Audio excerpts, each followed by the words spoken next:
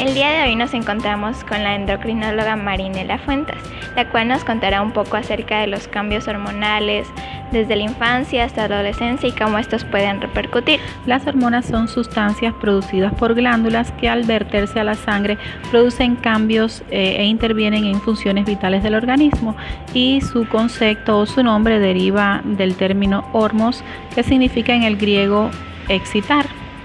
En etapas muy tempranas de la infancia aparecen hormonas vitales que intervienen en el crecimiento y desarrollo.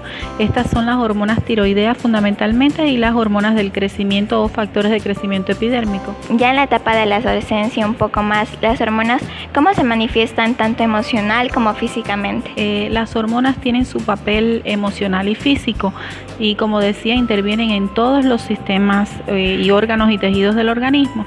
Pues su primera aparición es a través de las hormonas sexuales, sean los estrógenos y progestágenos para el caso de las niñas y los andrógenos para el caso de los niños.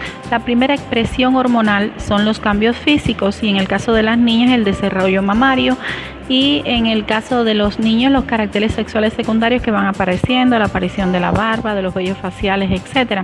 Estos influjos hormonales inicialmente van dejando cambios físicos, pero si bien dejan cambios físicos al terminar la pubertad, pues no quiere decir que estén estos jóvenes emocionalmente, ni culturalmente, ni psicológicamente preparados, digamos, para el desarrollo de funciones sexuales, o sea, de iniciar en la etapa de relaciones sexuales. ¿Y la falta o exceso de una hormona puede provocar enfermedades o provocar consecuencias en los jóvenes?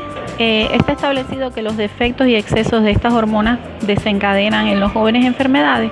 Por ejemplo, tenemos el hipotiroidismo, que es una de las entidades más frecuentes, una afección de la glándula tiroides que ocurre por un defecto del yodo y de las hormonas tiroideas, y esto acarrea trastornos en el crecimiento y desarrollo, y también acarrea trastornos en el desarrollo sexual en esta etapa.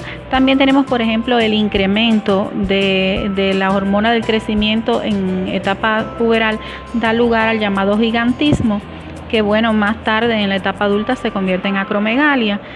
También es frecuente que aparezca la diabetes, que es ocasionada por un déficit insulínico, que es una afección pancreática, que también suele aparecer en la etapa de la adolescencia, y es una afección bien grave, dicho sea de paso, en esta etapa. Y doctora, ¿nosotros cómo podemos saber cuando estamos teniendo un desequilibrio hormonal y debemos recurrir al doctor? Bueno, podemos identificarlo en el caso de las tiroidopatías, por ejemplo, por un aumento de volumen a nivel del cuello, que se conoce con el nombre de bocio, y de ahí se generan otros síntomas también, como es, por ejemplo, el cansancio, somnolencia, incluso déficit en el aprendizaje, pérdida de la memoria, olvido frecuente de las cosas, lentitud para la realización de actividades.